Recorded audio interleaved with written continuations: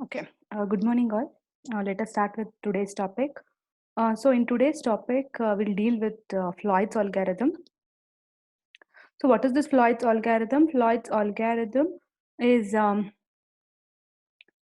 basically it is to find the shortest path, all pair shortest path problem. Okay, all pairs shortest path. So if I say all pairs, we did in the last class, right? That is Warshall's algorithm. Between the all pairs, what is the shortest, the cost we were identifying, whether the path is existing or not between the pairs we saw. Correct. So here using Floyd's algorithm, we are finding the all pair shortest path between the all pairs, right? So what is the problem statement? So here a weighted digraph has been given. Correct, directed graph. In a weighted digraph, we need to find the shortest path between every pair of vertices. So A and B, A and D and C, or B, all those things. Correct, between every pair of vertices. So the same idea, whatever we did in the Warshall's algorithm, we are using here. That is, vertices, consider A as an intermediate. Find the shortest paths. Find the path existing or not. Again, use B as a intermediate vertices, then C and D. So same idea, whatever we did in the Warshall's algorithm, we are doing it here. But only thing here is we are finding the minimum cost also. Correct. So here this is a digraph given. This is its adjacency matrix, or you also call it as a weighted matrix, because here we have a weight. Correct. So here we have a weight. So that is the adjacency. Here we have a weight here. Correct. So this is a weight, this you call it as a weight matrix, and here it is a distance matrix, because a distance between all the pairs, right? So that is what is the Floyd's algorithm. So for a given digraph, it identifies a, or it gives a distance matrix. Is it clear? So this is the Floyd's algorithm basic idea, that the problem definition of a Floyd's algorithm. Now we'll see an example, and we'll see how this works, right? So I hope you remember what we did in the last class for a Warshall's algorithm, correct? So what did we do? We were supposed to uh, create, or okay, we were supposed to create n number of vertices, correct? How many vertices are existing here? So 1, 2, 3, 4. Four vertices are existing here, correct? So we need to do what? We need to create or we need to generate 4 vertices. The last vertices being your the result, that is the weighted matrix. Is it clear? So the last vertices is the weighted matrix. Is this is clear? And initial vertex, that is d of 0, it is nothing but it is your it is the weighted matrix, correct? So the distance matrix is the last one, whatever you got. The weighted matrix is your d of 0. So what is this d of weighted matrix? We will see it is similar to the adjacency matrix, right? A to A, there should not be a path, so self loop should not be there. So the diagonal, if you see, it should be 0. So A to A it is 0, B to B it is 0, C to C it is 0, and D to D is 0. Is it clear? So then A to B. Now you need to check, is there any direct path existing? So there is no direct path existing between A to B, correct? So it is infinity. It is represented as infinity. Then A to C, if you see there, yes, there is a path. So it is represented with 3. The weight I'm talking about, correct? So the edge with a weight 3. Yes, you can write it 3 here. Then A to D, is there any path? There is no direct path, so I will represent it with infinity. Then B to A. B to A, yes, there is a edge with weight 2. So I have represented here in the matrix. Then B to B, obviously it is 0. Then B to C, yes, there is no direct path, so it is infinity. B to D path, so again it is infinity. Clear? Represented with infinity. Then C to A, there is no path, so infinity. C to B, there is an edge with weight 7, so 7. C to C is 0. Then C to D, yes, there is a path with 1, so 1 I have written here. So next is D. So next is D, correct? So D to A, yes, there is a direct path or a direct edge, you can say. So it is having a weight 6, so 6 has been written. So D to B, no path, so infinity. D to C, No direct path, so infinity d to d is obviously 0. So you understood how to write a d of 0, correct? It is similar to your adjacency matrix, but here since we have a weight here, so in adjacency matrix we used to use only zeros and ones, correct, in the previous example. Now we are writing a weight matrix, so the weight value has been represented here. Clear? So this is how you will write the first matrix, that is d of 0. So once you have done this, using this, next we are going to derive a next matrix, that is d of 1. Clear? So what is this d of, how do you get the d of 1 is the same way whatever we did in the last class. Now from the first matrix d of 0, we will consider an intermediate node as A. From an intermediate node, we are checking is there any path existing between pair of vertices, correct? So these values will be retained as it is. So 0 to infinity 6 will be retained as it is. Clear? So even the first row has been retained as it is, 0 infinity, and 3 infinity will be retained as it is. Is it clear? So this is fine now, right? So first column and first row will be written as it is. So next we should deal with only these, right? So how to do this? Again, I told in the last class, correct? So how will you do this? In the last class, I was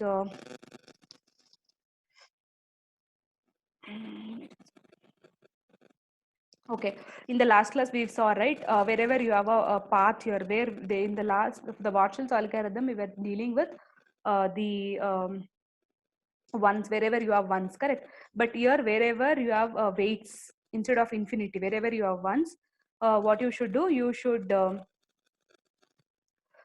use that path. So A to C, there is a path existing. So A to C, you write down. Then I need to check it out in D of 0, correct? So A to C, then B to A, correct? So then B to A, then C to B, C to D, D to A. Okay, that's all. You write down everything in okay, so you write down everything. After this, what you should do, check for the intermediate vertices A, correct? So I hope I what I'm saying here, right? So okay, let me check. So I was talking about these parts. So this, now I want to do A as an intermediate, using A as an intermediate. Now I want to do this. So A comma C, right? Because it is 3, A comma C, then B comma A, then C comma B, and C comma D, D comma A, correct? So I got all these things now. So after this, now I need to check whether okay, I need to check using A as an intermediate part, is there any path which is existing, correct? So I can consider this B comma A, then I have here A comma C, correct? This also you know, I comma K, K comma J, correct? Now my intermediate path, that is K is equal to A, correct? So I can derive using all these four values, I can get B comma A and A comma C, because I have identified the first value here is K. K is nothing but A. So from this, I can come to a conclusion, there can be a path existing between B and C. Fine. So there can be a path existing between B and C. Now check it out. What is the value of these two? B comma A, what is the value? It is, oh sorry, what is the weight? It is 2. A comma C, what is the value? It is 3. Correct? So 3 plus 2, you will get 5. Is it clear now? I hope this you should understand. Correct? How did I get this? B comma A and A comma C, which indicates that using A as an intermediate node or a vertices, I can have a path from B to C. Clear? I can have a path from B to C. Now I need to identify what is the weight, because we are dealing with a weight matrix. So 2 plus 3 is what which we got from the table. So B comma A is 2 and A comma C is 3. So 2 plus 3 is 5. What is its previous value in B comma C? The previous value is infinity. So infinity is greater than 5, or I can also write 5 is less than infinity. I need to have a less weight, correct? So instead of infinity, I will represent it with 5 here. Is it clear now? Okay. So once, I hope this is understood, right?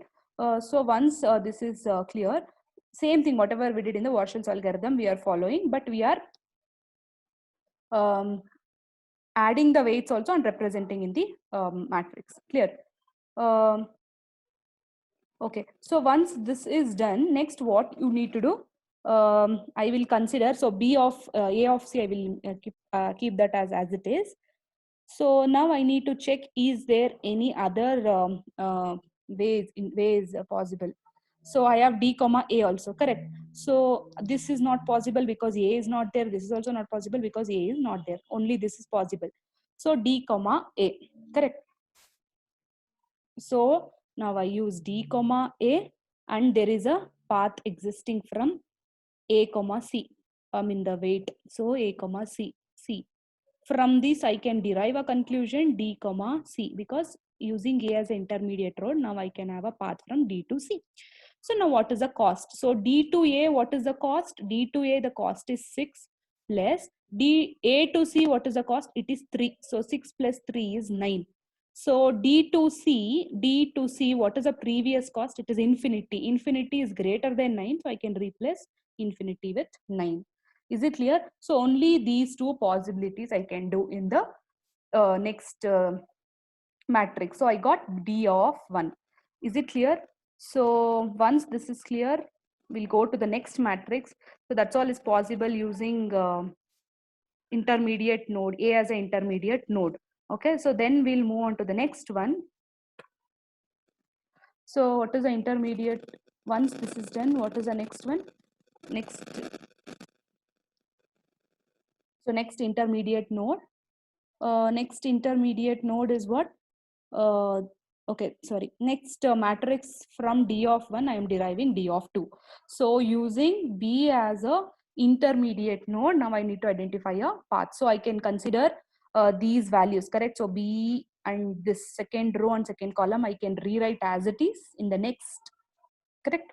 So that you should observe this, I can rewrite as it is. For the remaining, what are the possible? So if you observe here clearly, in this, what are the values did you get here? So A of C I got, so I will write down A of C. Next is B of A, next is B comma C, right? Next is C comma B, next is D comma A, and D comma C, correct? How did I write all these things? Wherever you have some weights in, except 0 and infinity, right? So except 0 and infinity, what are the possible values, weight you got, that I am writing it here. Now if you check it out, again, now if you check it out, I am correct. Now with using intermediate node as B, correct? So in all these things, find out the one which is having B as a second value here, that is K value here, correct? So C comma B, correct? C comma B is possible. Now which can be represent, what is the next value? It is B comma A and B comma C. I can derive it, correct? So C comma B and B comma A, this is one possibility. This is K value, this is K value, this is I and J, correct? This you should remember, then it will be easy. So C comma B, what is the value? In the previous one it is 7. So 7 plus B comma A, what is the value? It is 2. So 7 plus 2 is 9. So C comma A value is what? 9. So check in this previous example, C comma A value is infinity. So I can replace this infinity with 9 in the third column. Sorry, in the third matrix. Is it clear? So this we have done. So next possibility is B is where you have B again.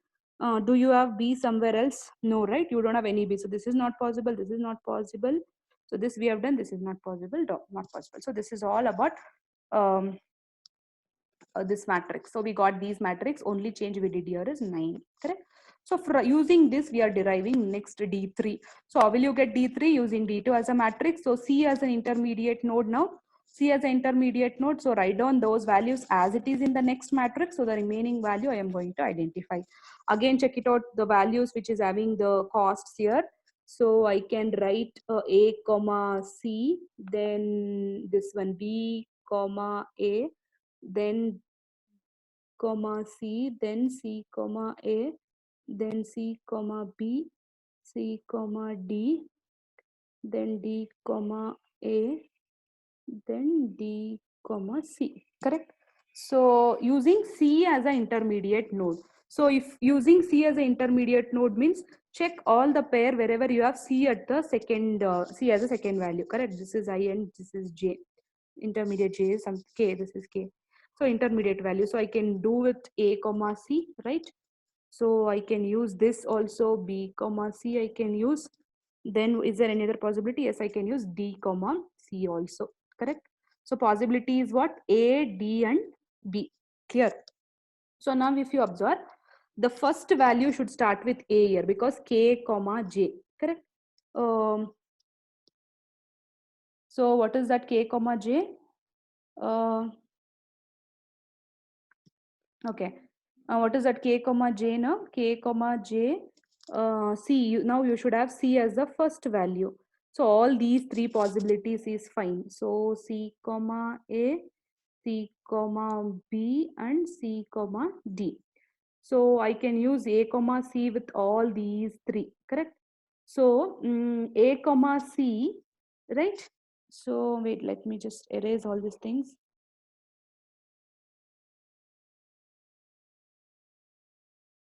Okay. So let me start with this A comma C now. So A comma C with A comma C with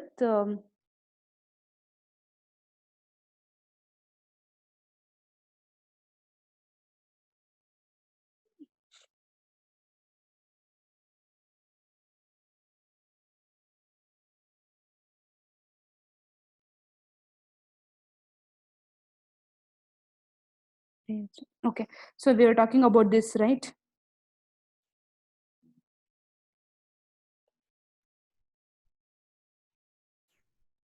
Fine. We were talking about this, right? So let me start it again. So A comma, we were talking about this, right? So it is A comma C and the other possibility is C comma A. Correct. C comma A. Is it possible? Because I already told there should not be a self loop A comma A. So this is not possible. So I should not consider it. Correct. So next possibility, next one is what? A comma C is done. Okay, A comma C is done now. Next one I need to talk about okay, sorry, this is done. Next I will go with B comma A. B comma A and with the C, what is the intermediate node which is possible here? C comma A is possible. So which indicates I can have a path from A comma B, correct? So sorry, B comma A with C as an intermediate. No, this is wrong, no? Okay, B comma C. B comma C and C comma A. I can have a path from B comma C. What is the value of B comma C? B comma C is 5 plus C comma A. What is the value? It is 9. So what is the total cost you will get? 14. The B comma A value is 14, but the previous one we have 2. So 9 is more greater than the value 2. Correct? This is not possible. I cannot replace. I cannot have a higher value cost compared to the least cost. So this cannot be changed. So this condition is not possible. Now go for the next one. Okay, simply don't rewrite whatever the values you got. You need to compare it. The minimum value is only you are going to write down. So next I will check with this B comma okay, I will just go on to the next one. B comma C is done. Next I will go with intermediate node wherever it's possible. D comma, not BB we have done, right? So D comma C is what I need to check. So D comma C, I will use, then I will use C comma A is possible. So C comma A. From this I can have a path from D comma A, correct? So D comma A, D comma A, from these what is the value of D comma C? D D comma C, what is the value? D comma C, the value is 9. C comma A, the cost is 9. So 9 plus 9 is 18. correct? So this is 18, but the previous one it already says it is 16. So 18 is greater than 6, so I will replace 6 as it is, correct? Is it clear? So now I will go for the next one. So the next possibility is C comma C with C comma this, right? So C comma C, which means there should be a path from D to C via C as an intermediate node. What is the value of D comma C? It is 9 plus, what is the value of C comma C? It is 0. So 9 plus 0 is 9, correct? So the previous value is also 9. Now also it is 9. So I can rewrite it as it is. Similar way you start doing it for all the other possibilities. Okay. Finally, you will derive a D comma 4. I hope I need not to go for all these things in detail. Correct. Just start solving this problem you will get, but only thing you should remember is finding the minimum value. Check whether which value is minimum. Say if in infinity and the value you get, the value whatever you got is a minimum with compared to the infinity. So write down this, and then if you get some other value, check with that value if it is minimum or maximum. You need to compare. If it is minimum, then only write down in the matrix. Finally, whatever you got, that is your distance matrix. Is it clear? So I hope I need not to go through all these steps. It's very similar to the Warshall's algorithm. Only thing here is you need to check for these weights, addition of these weights, compare with the previous table. If it is minimum, then only write down in the table D of, sorry, in the matrix D of 3. Is it clear? So this is all about your Floyd's algorithm in for a to get the minimum pair shortest all pair shortest path, right? So the next question is, what is the application of this Floyd's algorithm? Correct. The solution or application of this is basically for a communication problems or a transportation network where you need to find out the minimum between certain pairs, and basically it is used in operation research also. Okay. And one of the recent application of the Floyd's algorithm is pre-computing the distances for a motion planning in computer games, right? In some of the games, you need to identify, pre-compute the distances. So in such cases, the Floyd's algorithm has been used. So all these are the applications of a Floyd's algorithm. Is it clear? So I hope whatever I explained for the Floyd's algorithm, it's clear, right? I hope. So please start. I will send some problems on Floyd's algorithm. Start doing it. Okay. So the next, I will move on to the next very important topic. Uh,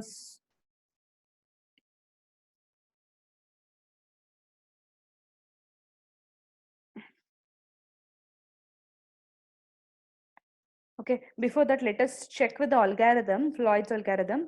I already told the Floyd algorithm, the input is a weight matrix and the output will be the distance matrix, correct?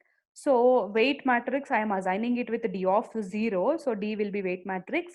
And I need to do this for I is equal to 1 to n, and this K is for intermediate nodes, correct? Because each and every node, your vertices, you're going to consider it as intermediate. So K is also 1 to n. So D of ij will be assigned, that is a distance matrix will be assigned with minimum of D of ij and D of, sorry, okay, D of ij, the minimum of D of ij, or D of I comma k plus D of k comma j. Within these two, which is a minimum, you're going to check it out, and the minimum value you are placing in the distance matrix. And this you are repeating for each and every vertices. Is it clear? Every pair of vertices. Is it clear? So this is very simple algorithm again. What is the time efficiency of such algorithm is basically, because here you have 3 iterations, obviously it is n cube, right? N power 3. Okay. So these basically works with negative, these graphs with negative edges, but without negative cycles. It will work fine with negative edges. Okay. But there should not be a negative cycles. This is clear? So I hope this should be clear.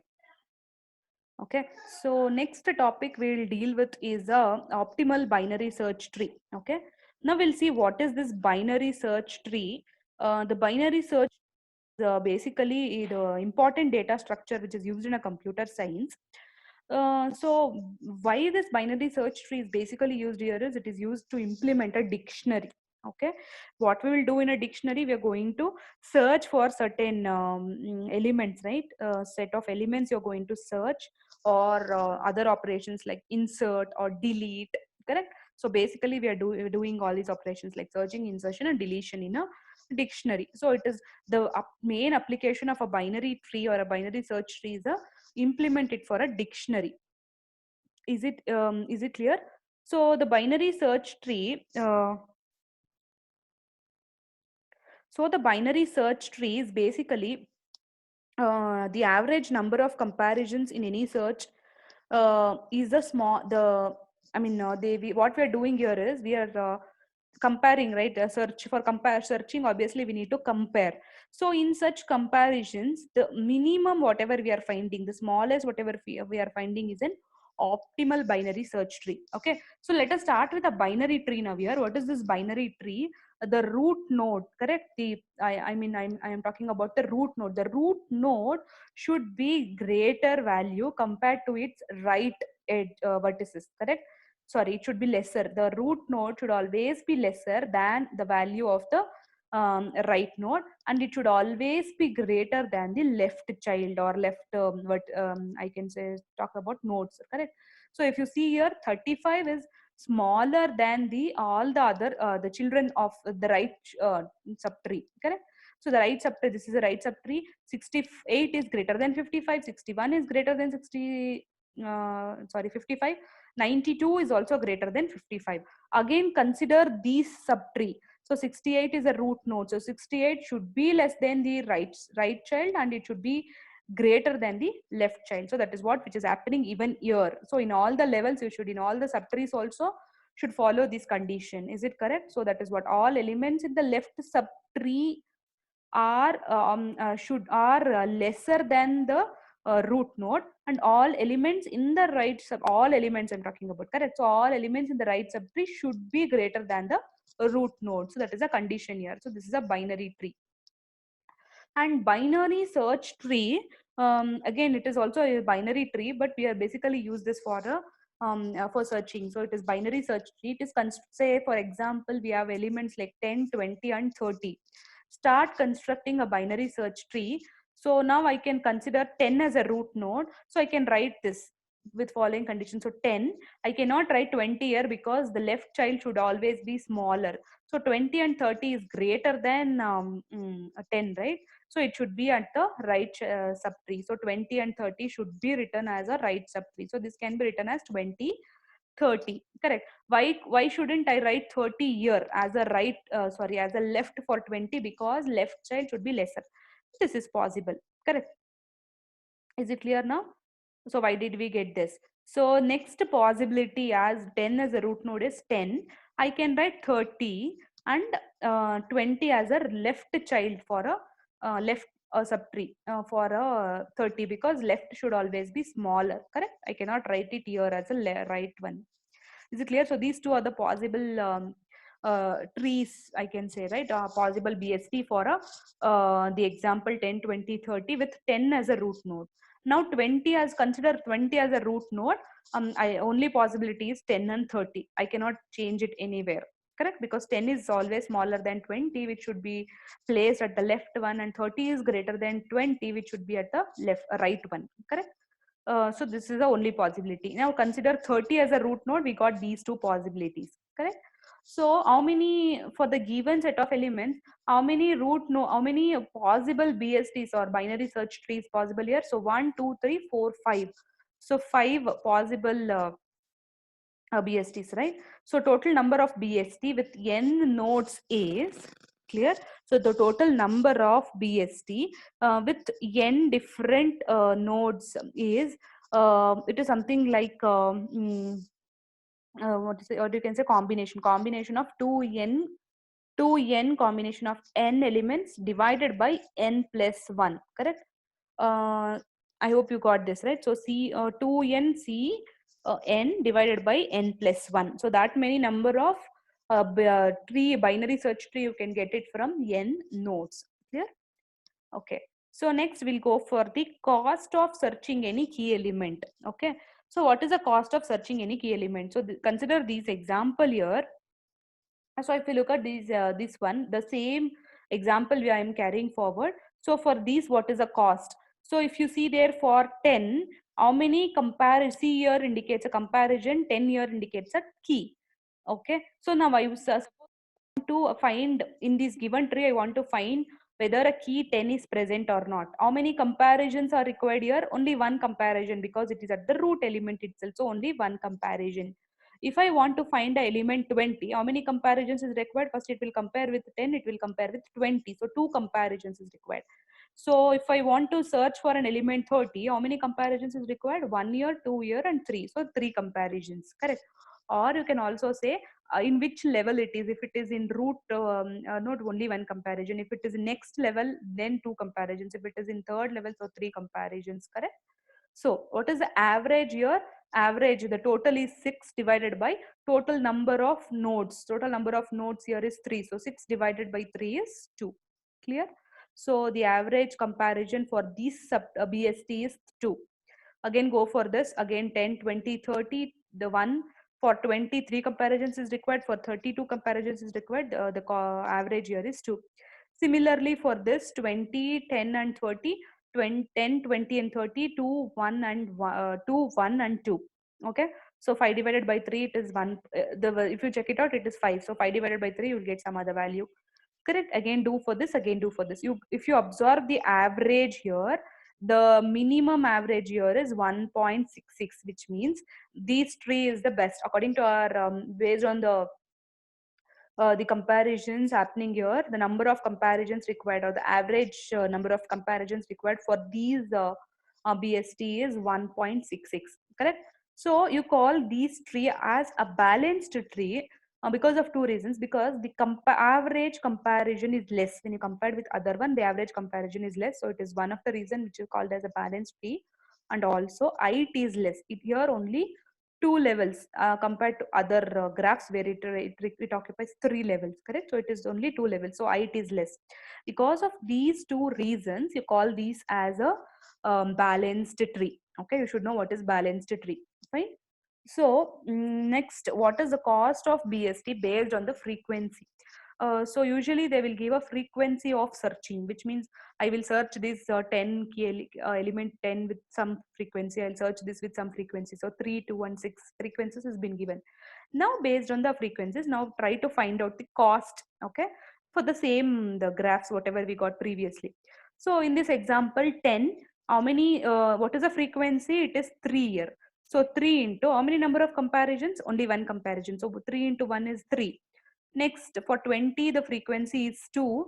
So 2 into how many comparisons? 2 comparisons required. So 2 into 2 is 4. Now for 30, the frequency is 6. So 6 into how many comparisons? 3. That is 18. All together, putting all together, 18 plus 4 plus 3, you will get 25. Okay.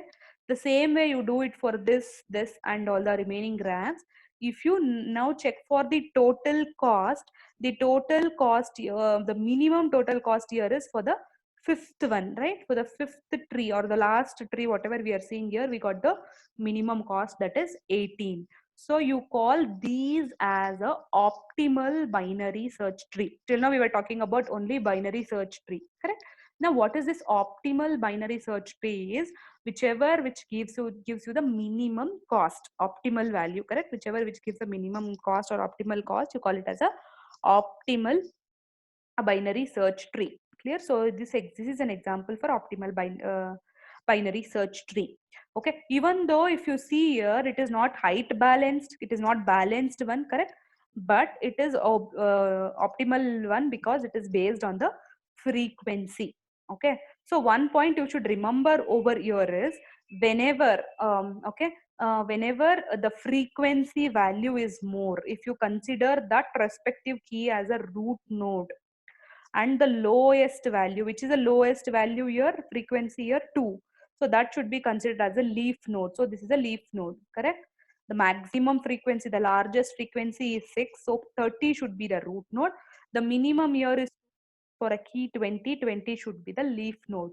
So that is a what is that, you can say a point to be remembered. If you find a tree with such case, then obviously that tree will be the optimal binary search tree. Okay, that is a point you can derive from this example. Clear? So this is based on the frequency now. Fine. So we'll see how to what is the problem definition and what is this all about. Now on how to start deriving the problem in the next class. So I am scheduling one more